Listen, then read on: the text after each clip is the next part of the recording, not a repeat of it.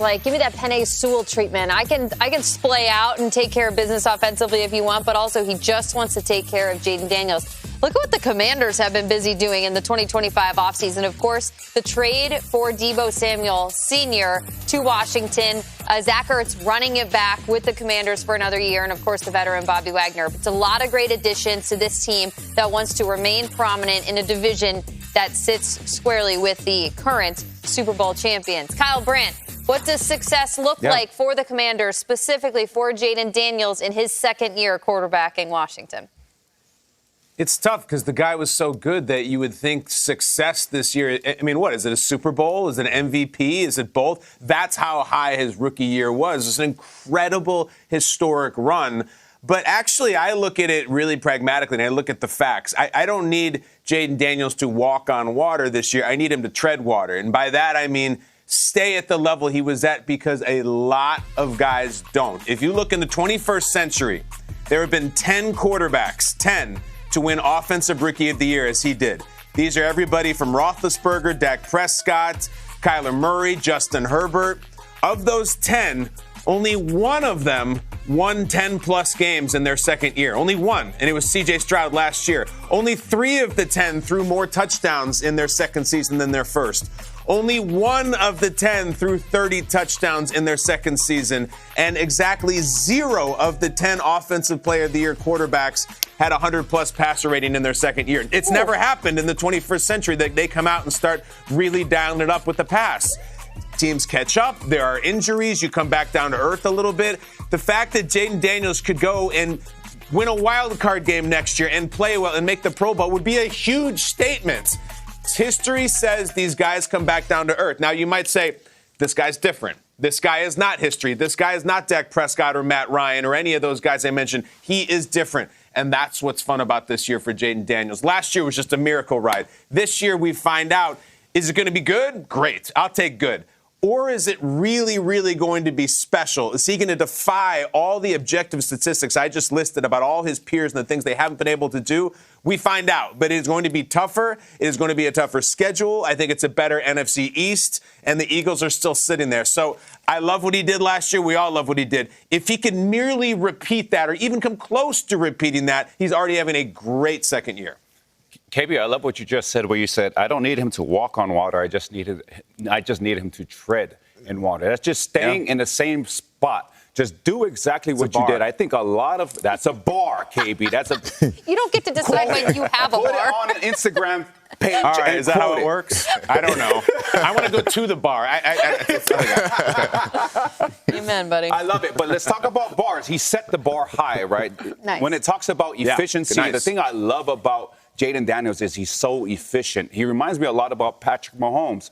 The thing about Patrick is he's not going to be a future Hall of Famer because he throws a ball behind his back, because he throws a ball while he's parallel with the field. He's going to be in the Hall of Fame because he takes what defense gives you. He doesn't go outside of character. He's not afraid to throw the check down, and you see that a lot in Jayden Daniels. You see his ability to make those decisions, and he makes those decisions at a higher rate and at a higher clip than most quarterbacks. Now, the question is, what does success look like for Jayden Daniels? I'm going to echo exactly what KB said. Do exactly what you did in your rookie year. I think sometimes these high-profile rookies, they're going into their second year, they get into a lot of trouble because they think they have to one-up the rookie year. You don't have to one-up the rookie year, guys. When you took your math test in elementary school, you didn't get an excellent score because you solved the math equation some elaborate way. You got an excellent score because you got all the answers right. There is no style points in this thing. All it is show up, be efficient as you've been your whole rookie year, Jayden Daniels, and continue to do that at a higher clip than most people. So what does that look like?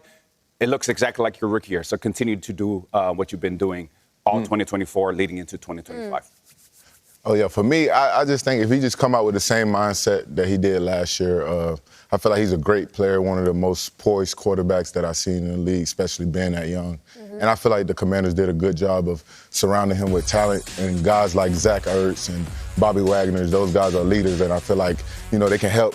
That he don't have to put everything on his shoulders in year two. Just having guys around you, adding Deebo Samuel too, just gives you veteran guys that you can kind of lean on in those moments when it get tough. So It will be more film on him this year. That's usually what happened, going from year 1 to year 2. But I feel like if he just comes out and keep that mindset that it don't matter, I know who I am, I feel like he'll be good. You're checking in on the Commanders all last season. From time to time, of course, Derwin, you're busy doing your own thing. But he did impress everybody, Jayden Daniels, with just the way he was able to maintain business, conduct business like this. Could you tell that he was different in that capacity from maybe the day he was drafted, watching him all season long? Yeah, I definitely could tell because I could see coming out during the draft process, he had a lot of confidence, a lot of swagger to him. And when he came in, from game 1, you could see like he was a star. And I feel like he's just going to keep ascending in this league. And the sky's the limit for him. Yeah, and the flick of the wrist with the Hail Mary was impressive as well with that play. All right, let's keep talking about the Commanders, but spin the dial forward a little bit. They were 1 game away from appearing in a Super Bowl. It would have been an incredible turnaround, and it was,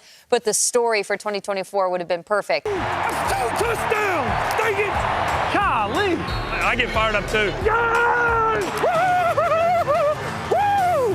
Good night! Good night to all! Wow. God dang it, we love that quarterback. Phillip Rivers, you know him, you've watched him. He is a character and a half in the NFL, and our guy Derwin James played 2 seasons with Phillip Rivers before he left to go to Indianapolis, but he must have had an impact on you as a young player, even though opposite sides of the ball, shouldn't have a ton in common, but you're both wearing that Charger blue, and he made you better as a young defender. Yeah, a lot of respect for Phillip Rivers. I remember coming in as a rookie, my rookie year, he just kind of took me under his wing as a defender. I was on the other side of the ball, but so many times in practice, I'll be blitzing, disguising, and he'll get on me. He'll be like, why are you looking like that? Why are you standing like that? Why are you giving it away? You're kind of giving away your disguise. So he kind of helped me along with my game with disguise and stuff and being able to not, because he's so smart. If you move one step, he knew what you was in. And it always just felt good going to practice with him every day. So. Oh. I love Phillip. He's one of the most underrated players in the NFL ever. How many years did you play with him? I played with him 4 years. 4 years, okay. And seeing some of those old Qualcomm Stadium highlights, it brought me back to a really good place, man. It was such an honor to play with somebody like Phillip Rivers. And to Derwin's point, my rookie year, I'm coming in there, and imagine this, guys. I'm going against Phillip Rivers, and my safety is Eric Weddle. Now, you're talking about 2 of the most cerebral players to ever play the game, and just a chess match that I'm hearing as a middle linebacker. And I remember, kind of like your story, Derwin, I'm blitzing, and we had a very blitz-heavy and blitz-happy defense approach. And I'm over there on the line of scrimmage, and I'm trying to bluff that I'm blitzing. And Phillip, in the middle of practice, I called it my Aaron Rodgers moment because he Aaron Rodgers me. He looked at me, and he was like, Manti, you ain't coming. And I'm like, how does this guy know that I'm not blitzing? And I remember I asked him after practice, I was like, Phil, how did you know I wasn't blitzing? He was like, when you're blitzing, where do you look? He was like, I look at the ball. He was like, then why were you looking at me on that play? That's how I know you weren't blitzing. And so just those little nuances of the game that I picked up from somebody like Phillip, just how different it is, the little details of showing a blitz and how do I get my mannerisms to really sell the blitz? And it really helped me in my overall understanding of the game of football to understand things from a totality, from a general on defense. It helped me understand, okay, this is how structure works, and this is why things need to be in place so we can be successful. See, I like that Manti is deep in the weeds of pass rushing, and I just want to talk about how Phillip Rivers has 10 kids. I mean, 10 kids, guys. That's a crazy thing. I got kids. I got 2, and I got my arms full. What was it about him? You guys knew him as a man and a person that you think like he was built for the 10-kid life. Yeah. I'll just say just how he is as a man, how he is as a person. Every day, he's a leader, bro. Like, every day, it's nothing Phil can't handle.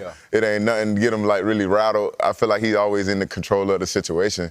So I feel like he's always expressing who he is. Yeah, we all have children on this show. And I think when you have children, life gets very clear. Your priorities get really straight. And when you're a professional football player and you don't have a lot of time to play with your kids, you make sure that you structure your days in a way that you can be successful in all aspects of the day. So I remember Phillip and Eric Weddle would be in there early in the morning, getting their workouts in, and they would be done by the time, it's like the Kobe stories, like they would be done by the time I'm getting to the facility. They already worked out, they already is in the sauna, they already got all their treatment, and they're sitting there. And I remember I learned from those guys when practice would be done at 4 o'clock, meetings would be done, and we're all packing up, and I'm like, I'm out of here.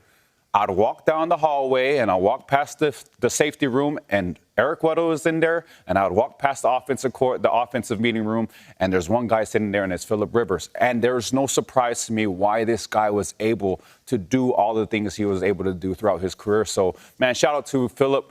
He's one of the best teammates. He never cussed. Like, I never understood how you could talk so much trash but never cuss one time. He's one of the best teammates and one of the best competitors I ever went up against. I think what Kyle was looking for there was that there was a story where he's trying to potty train one of his kids, and he said, like, dadgummit or something. I think that's what Kyle was looking for. He was potty training Manti on the blitz pickup, man. He potty trained him right there. Facts. Facts, Kenny. Look at Justin Herbert now, because it's been 5 seasons with him as your quarterback. And how lucky you are that you get to sit in that chair and to go from Phillip Rivers to Justin Herbert as your quarterback within the Chargers organization. What's it like going against Herbert every day of practice? He doesn't throw any interceptions in practice. It's so annoying. Just going against him as a safety, we always trying to pick him off. Me or Low, he give him your boy. We trying to get him in practice, and he's just giving us the look. Some of the passes he's making in practice, we like, geez, bro, how you doing that? Yeah. But to go from Phil to Justin, I feel like those are 2 like great franchise quarterbacks that you want to have, and like I'm fortunate, to have those guys as my quarterbacks. Yeah. I'll say this about Justin Herbert. I never played with him. He was after my time. But remember, I did go to that walkthrough at the boat. Yeah. And I'll tell you this. Justin has full command of that whole offense. And I share this with a lot of young teams that I talk to, young football teams. I say, hey, listen, all the great teams that I've been around have been player-driven. The loudest voices in the huddle aren't the coach's voices. When I was in that walkthrough, all I heard was Justin's voice, whether it's audibling, where it was somebody making a mistake. He would tell the coach, hey, let's run that back. Let's do this again. Let's see this front again. And if there was any mistakes, he would want to see it again. And he would get all other 10 guys on the line of scrimmage, and they'll talk through it. And I thought that was a quality and a characteristic that I saw a lot in Phillip. And I see the same thing in Justin. And I know it's going to be his second year in this system, and I'm really excited to see him kind of blossom. And you saw him run the ball a little bit more towards the end of the year for the Chargers, and I'm looking forward to seeing how he kind of builds off of that year going into 2025.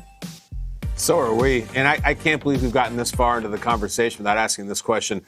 Derwin, let's talk about the head coach, man. We all love Jim Harbaugh in one way or another. What makes – you had a lot of coaches, okay? You've had a few coaches in the pros. Yeah. What makes Jim Harbaugh different as a dude? Football guy.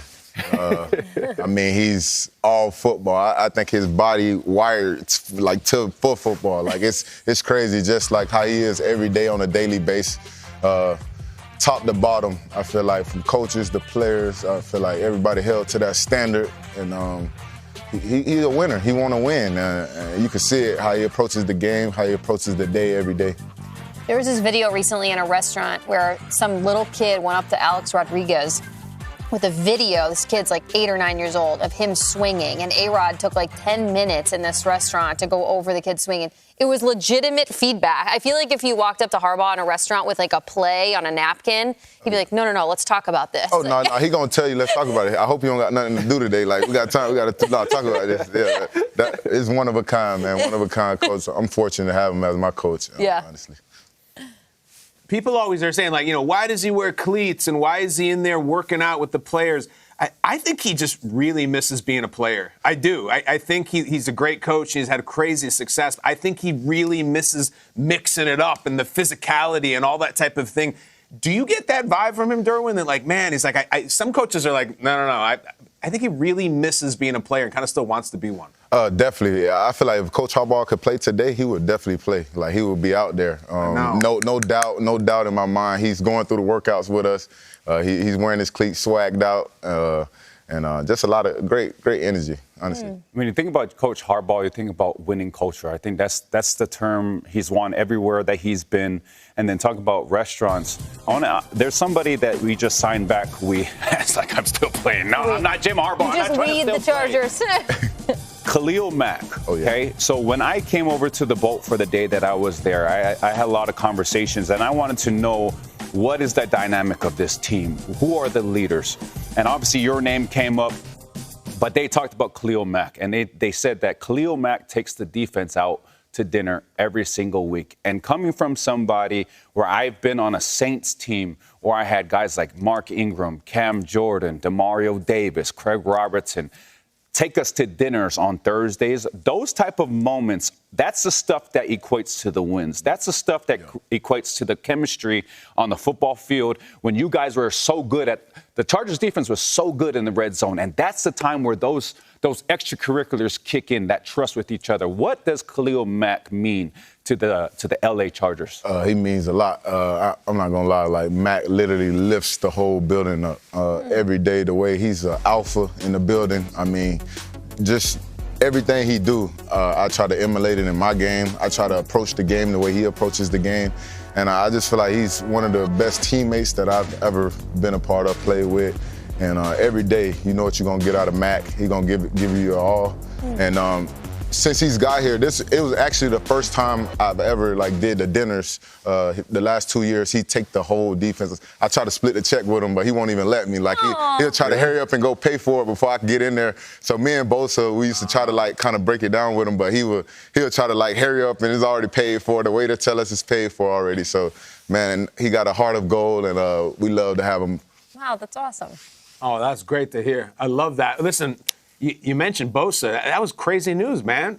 Joey Bosa's gone. That's a guy who was a San Diego Charger. He's like the old guard. Chargers fans shocked, NFL shocked. What was your reaction when you found out that you're not going to be teammates with Joey Bosa anymore? We knew that this is part of the business. We knew going into last season, before the season, that, this team may not be the same. That's the part of the football world we live in. Mm-hmm. But we just wanted to enjoy every moment of it, and I enjoyed every moment that I played with Bosa. I feel like he's been a great ultimate teammate for me, and he's pushing me. And just to see him over the years, just being a dominant Pro Bowl player, I feel like, I've had a lot of great memories with him. Man. But if you look back at 2023, the Commanders were 4-13. When we look ahead to next season, who do we think could pull this same thing off? Now, let's look at it was the Texans in 23, 24 was the Commanders. Manti, who is the 2025 version of this story? This might cause a little bit of controversy here at the table, guys. KB, don't look right at him. Don't look at him. I like the New York Jets, guys. I really do. I've always been a fan of Justin Fields. Go on. I've always been a fan about Justin Fields. And I said this yesterday. There is something about a chemistry between a college quarterback and his college receiver.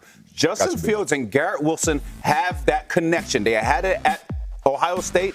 And I have no doubt in my mind that they're going to continue it over there in New York. We see that in Cincinnati. We see that with Joe Burrow and Jamar Chase.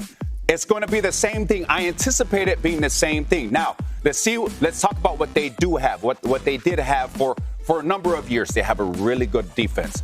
Aaron Glenn going over there, adding a new flavor, adding just a fresh start. I think that's going to be really good for them. And, oh, by the way, they have a really good running back. A lot of people ain't talking about him, and Breece Hall. Breece Hall is a top 5 running back in this league. A lot of people don't remember that because of the dramas that were happening last year. But Breece Hall is one of the best running backs, a 3-down running back in the NFL. So I think the New York Jets in the 2025 NFL season have a really good chance of being the Commanders of the 2024 season. Ooh, okay, Manti. All right, Derwin, make your case. Make your case. For me, I'm going to have to go with the Arizona Cardinals. I feel like one because, they got my guy Budda Baker over there. Okay. Much love over there, big leader over there. And I feel like they just brought in Josh Sweat.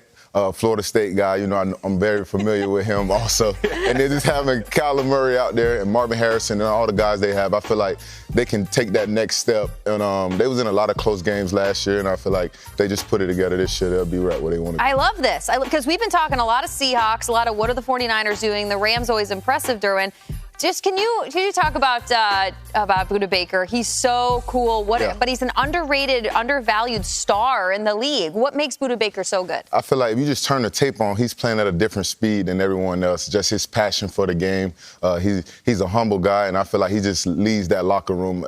Every time you turn the tape on, he's in the middle of the huddle, breaking it down. So a lot of respect for Budda. I know he's going to just keep ascending in this league also. Kyle, that must have fired you up.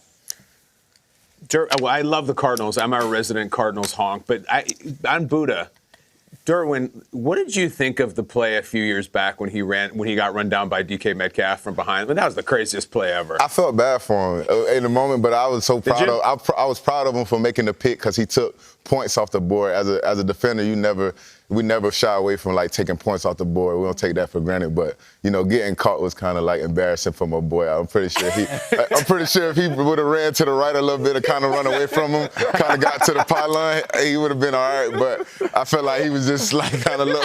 He felt him like covered. So it was. It's DK. That's if you're going to get run down by somebody. We got it. Go, Derwin. That's your worst nightmare as a DB, man. You kind of just running. You want to just see that end zone. And you look over that shoulder, like you feel like somebody coming. You don't want that feeling. See, he should have went to the right a little bit. Like, he kept the angle too straight for DK. Yeah. Too predictable. Yeah, too predictable. Oh, how did we have that play at the ready? Yeah. You got to get away from him. Got to get away from him. It's like that, in Jurassic Park, the T-Rex is in the rearview mirror and it says objects in the mirror might be close when they appear. You got to zigzag a little bit. You got to zag, man. That's the problem. You guys like Buddha and guys like you never had to zag in your life. But then DK comes right down at zag time. You know what I mean? So listen, when it comes, Derwin, this is if you're eventually doing this after you play and then you're retired and you're going to do media full time, which you should, you're going to be forced to pick playoff teams. All right, it's just what we do. When it's September, you got to say, here's the teams who are going to make the playoffs, and it's very difficult. So any wisdom that I would impart, I always say when you're trying to pick the playoff teams, just pick based on the head coaches. Try to ignore the other. Pick the good coaches. To that point, I picked the Chargers to make the playoffs last year. I did think you guys would make the playoffs, and it's because I like the roster, but I love Coach Harbaugh. I am picking the Patriots to be this year's breakout team. Now, granted, it's March. We're sitting here. It's months and months away. But pick the coaches. They've got Mike Vrabel there. They've got Josh McDaniels there. This is not an exact comp for who will be this year's Commanders because they're not going to have a rookie quarterback like the Commanders did. They're going to have a guy who already has a year under his belt and a coach who's come in and started stuffing the roster with a bunch of dip-packing ass kickers just like himself. It's what I like. Now, not only that, the Patriots have the number 4 pick, which I believe they're going to use to select a left tackle, which they could probably even trade back and still do. They bring in Matt Collins, which is a pretty good piece, and he's back with Josh McDaniels, who he has experience with. But just more importantly, try to get the teams that are ascending on the way up. If you look at the AFC East, I am not sold on the Jets with Justin Fields or Aaron Glenn yet. I don't know if McDaniel could still hold it together in Miami. And Buffalo, listen, Buffalo's Buffalo, but Vrabel just handpicked 3 or 4 Josh Allen Wranglers to put on his defense, whose sole purpose is going to be to chase big number 17 around. Believe in the coaches. Of course, their roster is flawed and they need wide receiver help and Drake Mee needs this and that. Believe in the coaches and you stick with them and ride with them. That's the way you make the picks. If you start chasing quarterbacks, you'll be wrong. Pick coaches. I pick Vrabel in this one. It was a very splashy first couple days for the Patriots, Kyle. I like that pick. I don't know if it's going to fulfill the destiny of making it onto Kyle's board for the playoffs.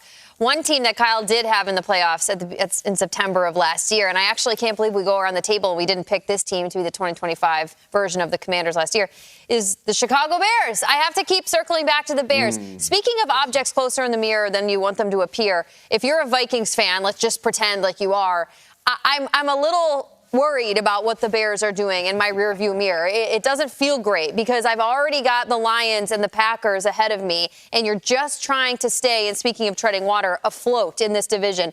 Now you got the Bears, who I believe, if you're looking at the head coach, definitively got better with Ben Johnson coming over from Detroit. I think this man is brilliant, and I think the fact that on his 3rd time around of head coaching interviews, pick of the litter this guy had. He could have gone to Carolina. He could have gone to Washington. He chooses to go in the division in Chicago with a quarterback that had just a hellish landscape as a rookie.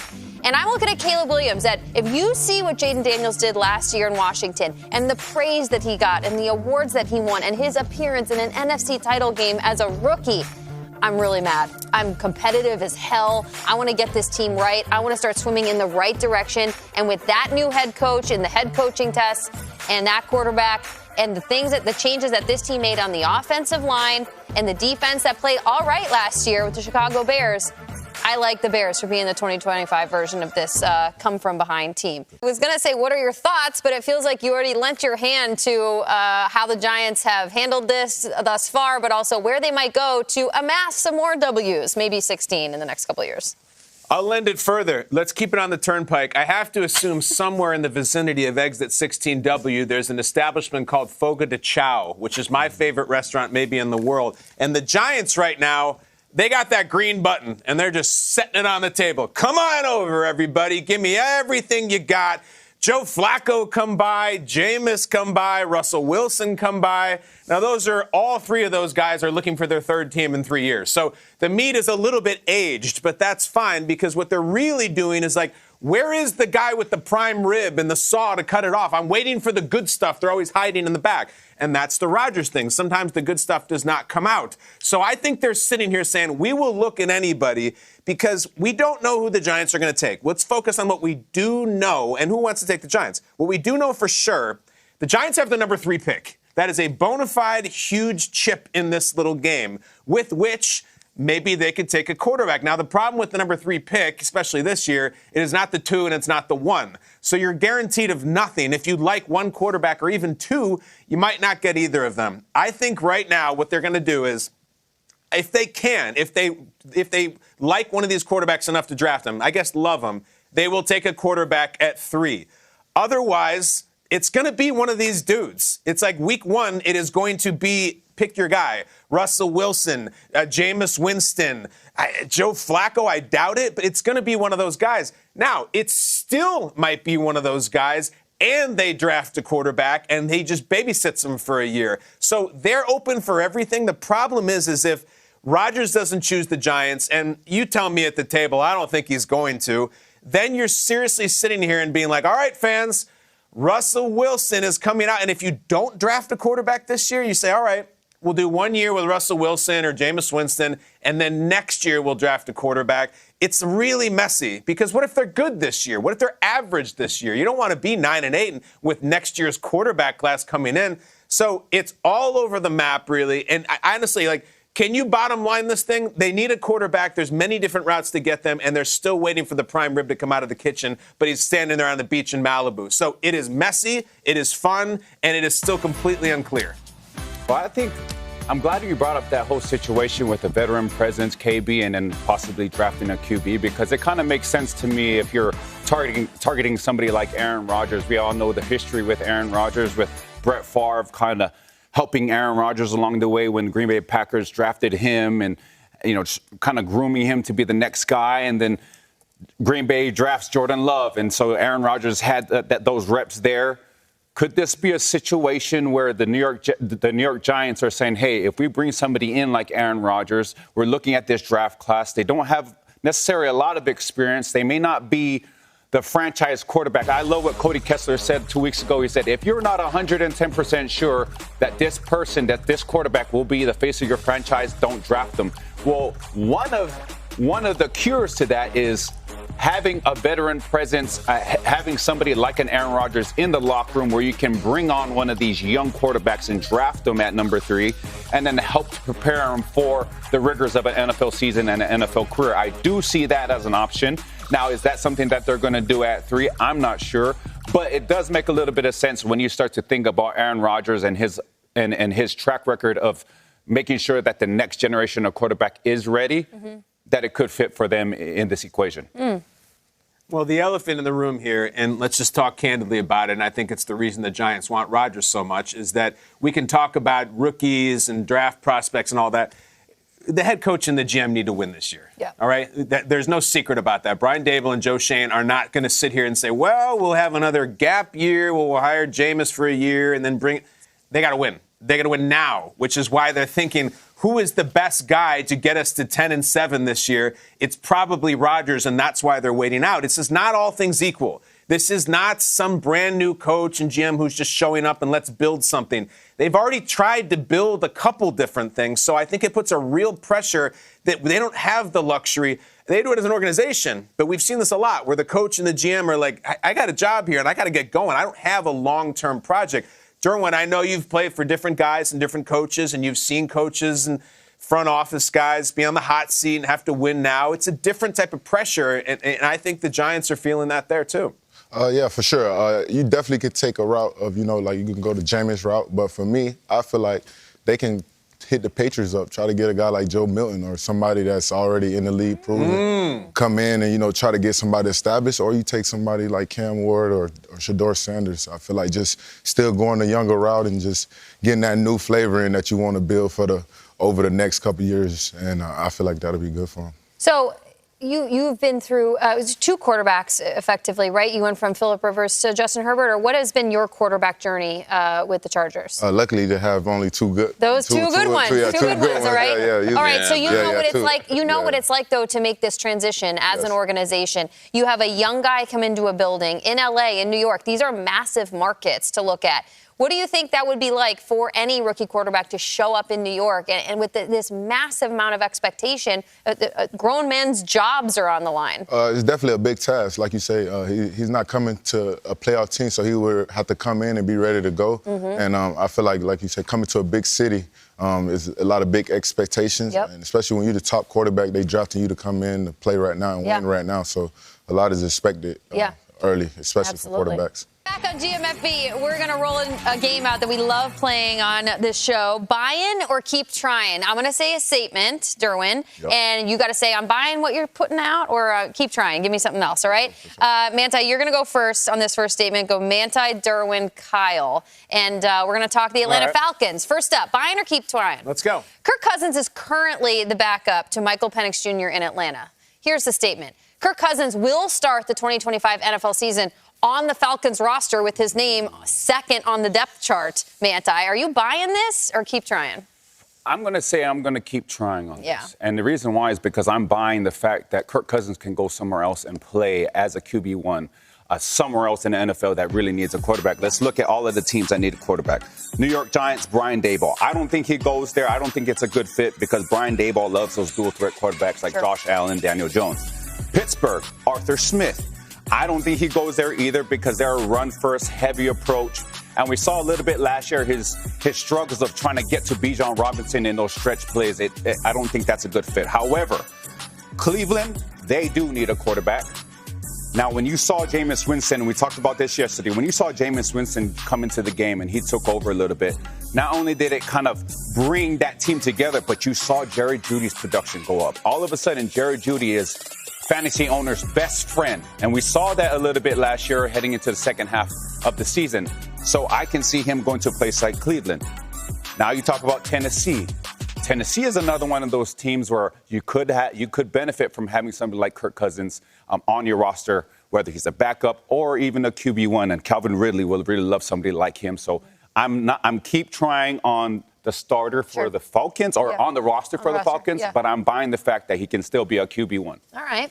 For me, I'm buying. I feel like he's a veteran, proven quarterback, and I feel like year after year he's making plays out there. So I feel like this is a needy team that's going to need a quarterback, and I feel like he can come out and make that veteran impact that you need out there very early and confident. So I feel like Kurt's a guy that you can definitely put out there and play for sure. Yeah. Kyle? Derwin, you ever get him? You ever pick Cousins? I love these stories. You ever get him? Why you do that, Kyle? It's okay. It's no offense to him. Come on, Kyle. Well, we're bringing up the video as soon as you say it. I know you come with the video as soon as I give you my response. So I know you just put me on the spot again. But I got him last year. I like Kurt, though, man. Oh, you did? Yeah. Hey, listen, I'd rather show you picking off Kirk Cousins than poor Buda Baker getting run down again. That was out of nowhere, man. That was like a sucker punch. I don't know why we did Buda like that. I didn't even want to bring up the video. My guy like that. Don't bring it up again, guys. Why you did that? No more Buda. I know. I don't have my finger on the button. Listen, I'm going to say I'm buying this one. He's going to start the season on the Falcons roster. I think the Falcons, and I even think Cousins, kind of just sitting back right now, and we're saying we're gonna wait and see how this thing plays out. We got our young quarterback that we love.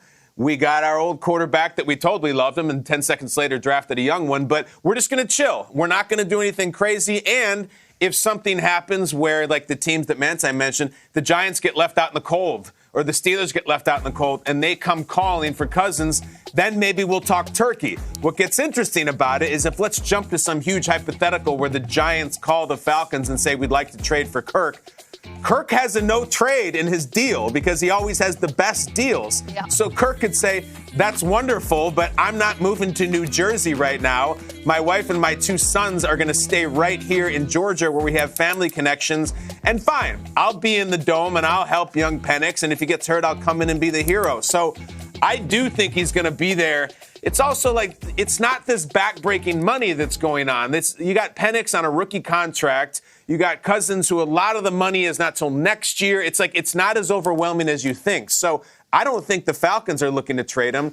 And as much as Kirk is a competitor, listen, do you want to go and you want to move the whole family or keep them there and go move to Cleveland, Ohio to try to get the Browns off the turf? I don't, and I don't think he does. I think he is a lot of things, but I think he is very, very business savvy and very smart. And to jump to Pittsburgh, Cleveland, and New Jersey from Atlanta, I think he'll be there to start the season. I do. Not for nothing, I think the Falcons are playing this brilliantly, too, because not only do you have quarterback-needy teams now that could send the house for Kirk, you also could wait into the season. A guy goes down, a team needs somebody. We're looking at September, October, and Kirk Cousins, who is now a full year and a half removed from his Achilles surgery and rehab, is looking mighty fine if you're a team. So it's not just desperation now. It's when the season begins as well. Kirk Cousins is a proven quarterback, regardless of what jersey he's wearing. Question for you. Can you help us win a Super Bowl? Oh, yes, sir. The Los Angeles Chargers select Derwin James, defensive back, Florida State. Monday night, prime time. Let's go, baby. Oh! Picked off by Derwin James. Derwin, and Mahomes goes down. Derwin James drops him. Intercepted. Derwin just snatched it. Come on, man. Bounce out. Holy cow. Oh, my goodness. Good, brother. That was a hell of a play. Throws and intercepted. Derwin James ends the game.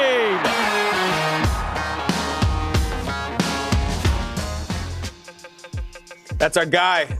And we are looking back 7 years on the 2018 draft. Look at this class. There needs to be a documentary on this draft. Baker goes number 1 overall to Cleveland. Saquon 2, Sam Darnold 3, Josh Allen. They just keep coming. Look on the far right, upper right corner. Derwin James goes 17 out of Florida State. But so many good players. And we have Lamar up there. We got all kinds of fantastic athletes on all different positions. And one of them happens to be our new friend and our host this week. It is Derwin James, again, the 17th pick coming out of Florida State. And Derwin, there's a lot of drafts, and that one really sticks out as one that was special, and you're a part of that. Look back for us 7 years, if you will. You're a young man coming into the NFL, the 2018 NFL draft. We have so many questions about it, but just first, what was it like for you? When you look back at the draft, how do you feel? Just looking back at that draft, I know exactly what those soon-to-be rookies are going through right now. Just that process is like no other. You know, you sit in that green room with your family and everybody that supported you throughout the whole process, and you just waited for your name to get called. And when you get that phone call, it's like no other. You feel like your whole life has changed. You just see all the hard work that you put in and sacrifice. So, and our class in 2018, I got to speak on it. It's like really, it's one of the craziest classes. Even the guys in the second and third round were good too. Right. I feel like overall this class is loaded. So 16 picks go before you, Derwin. Can you remind everybody, where were you supposed to go? Like, mentally, did you think, like, oh, I'm going to wait for the second half? Or what was your whole evening like preparing for picking up that phone call? You know, the mock drafts, they project you kind of everywhere. You know, they kind of had me like the top 10, top 15. They did, okay. In that range. But I definitely feel like I should have went a little sooner. But, you know, it was meant for me to go where I was meant to go. Yep. And I was just excited, you know, to get to L.A. And it's been a lot of fun. Yeah. So, DJ, you mentioned the word process, and part of the process right now they just completed was a combine. Yeah. And a couple of weeks ago, we did have the combine, and Cody Kessler and myself, when we were on this show, we talked about our own combine experiences. Yeah. Tell us a little bit about your experience during the combine. I remember the combine, just training for the combine. I remember just getting ready for it, you know, all the work that it goes into it. You know, you're preparing your whole life, your body. You got to reshape your body from college, you know, getting ready to go in the NFL. So I feel like the whole process, you want to put out your best foot forward with the meetings, with the times, just showing, confirming everything that all the analysts, all the coaches see on tape. You're just trying to just put it out there and for everybody to see. And I was just trying to do that for my combine. Now, do you have a memory of the meetings? Because Manti's got great and challenging stories about the car wash that you have to go through with meeting. What does a meeting stand out to you at all? And you don't have to call out the team, but just some of the questions that they asked you. Yeah, definitely. I feel like it's a lot different now. A lot is more like Zoom, but for us, we was in a train station. I remember, and he was bouncing from room to room, and I got in one room, and they took me through like a little algebra class, and I was like kind of like a little confused a little bit. But it was a lot of fun. You know, they just try to see how mentally strong you is. You know, it's just they don't have that much time, so they're just trying to see how strong you is, honestly. That sounds terrifying, Kyle. Yeah. Well, so weeks later, then you get down to Arlington, Texas. This draft is in what we call Jerry World. It's AT&T Stadium. It's an amazing draft, but you're waiting, like you said, waiting a little longer than you expected, but you were not waiting as long as Lamar Jackson. Lamar, for anyone who doesn't remember, the final pick of the night, and he was also the Ravens' second pick in the first round. They took Hayden Hurst, the tight end, before Lamar, traded back in to get the Heisman winner from Louisville. What do you remember, Derwin, about Lamar that night? Because I know it's a guy you played against in college. Yeah, definitely. We both from Florida. Like I said, Lamar got a lot of respect for him. And I remember when they got to like pick 14 or 15, and I remember just looking at his table, kind of just looking at his table. I'm like, dang, both of us, we still sitting here. And finally, when I did get the call at 17, I just remember giving them like a little dap, little fist bump, like, man, make them pay for you still sitting here. Because I'm like, man, ain't no way this guy should be still here sitting at the table. And he was just humble. Him and his mom, they were just sitting there. And I'm like, man, I know this guy can play. I played against him, so it's been a lot of fun. Well, to pull a line that you just said, I think for Lamar, he went where he was meant to be with the Baltimore Ravens, because clearly he has done just that, what you told him to on that draft night. If we look back at that draft class, to Kyle's point, it could be a documentary. The accolades and the success from the list is wild. You got right? 3 NFL MVPs and over a dozen first-team All-Pros. Do you have anybody else from that draft class that stands out to you? Somebody maybe that you worked out with, or a favorite guy that has remained your friend just from going through that process together? Yeah, I say Fred Warner. We push it. Fred Warner and Mark Andrews, we trained together out here in California, and in Irvine, we trained at Proactive, and we pushed each other every day. Me and Fred would get up every day and just push each other, and I just remember just working out with him. I'm like, man, you're going to be really good in this league. And I felt the same about myself. So it was a lot of fun. Wow, cool.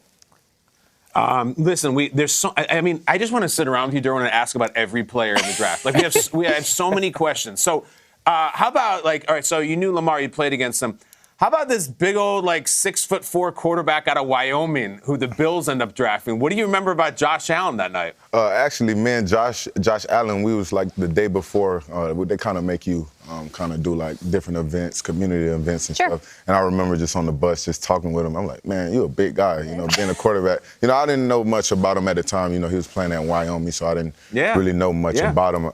But when he came into this league and I played him in the second game of the season, I'm like, wow, this guy's really good. He's gonna be really good. And the whole class, from Baker Mayfield, Sam Darnold, Lamar, like that, all those quarterbacks are like top guys in this league still today. And I feel like still going to keep it going. Yeah. We've been talking about quarterbacks. There's a running back got drafted to the New York Giants in Saquon Barkley. And we saw probably one of the most incredible plays I have ever seen on live television when he reverse hurdled over a Jacksonville Jaguar. This is crazy. Wow.